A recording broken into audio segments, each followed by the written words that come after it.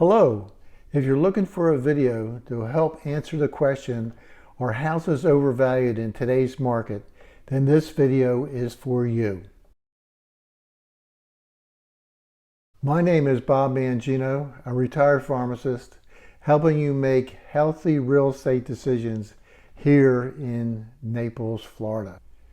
To help answer this question, we'll refer to a radio show hosted by Robert Kawasaki and his guest Jason Hartman as they tried to answer the same question. Is housing overpriced in today's market? The way they did this was they used a comparison method. They compared the appreciation of housing against another commodity, gold, in trying to help to determine whether housing is overpriced. Let's look at the data and let's see what they found. In the first example, they looked at the average price of a house in 1970 against the average price of gold in 1970.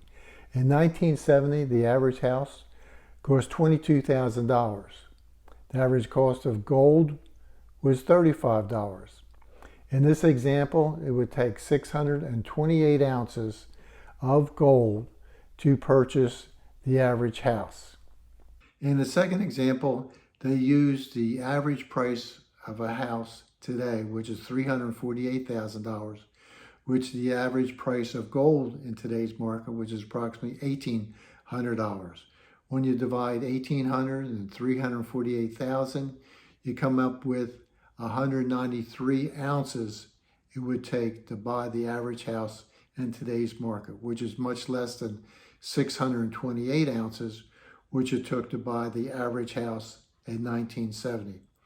So using the comparison of purchasing a house with gold in 1970 versus today in today's market, we can see that actually it would take much less gold to purchase the average house than it did in 1970, which might lead you to conclude that houses are undervalued, at least in comparison to gold.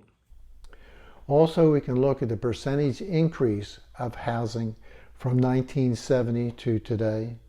Also, the price of gold, the percentage increase of gold from 1970 today, and also the percentage increase of oil from 1970 to today, as comparison to see how housing as compared to other commodities in today's market.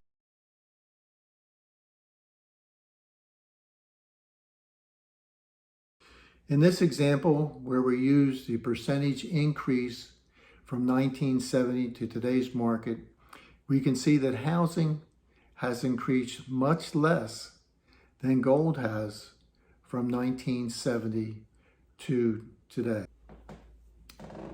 In another example, we could use an article from Dr. Robert Shiller, the Yale professor who originated the Case-Shiller Index, where he showed that housing historically has just increased slightly above inflation over the last several decades, as compared to other items in the marketplace, such as oil or gold. So using this example, we might come to the conclusion that housing is not overvalued in today's market.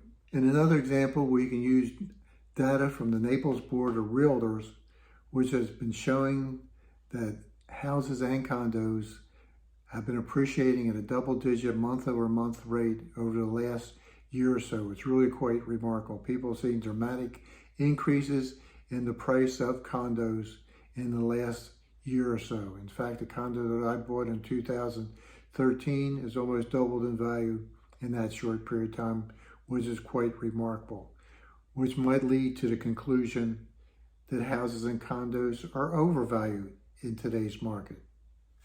This was just a fun exercise in trying to use a comparative method to help answer the question, are houses or condos overvalued in today's market? I'd love to hear your thoughts, your opinion on this question. What do you think? Do you think houses or condos are overvalued or undervalued in today's market? Please leave your comments in the section below. Thank you.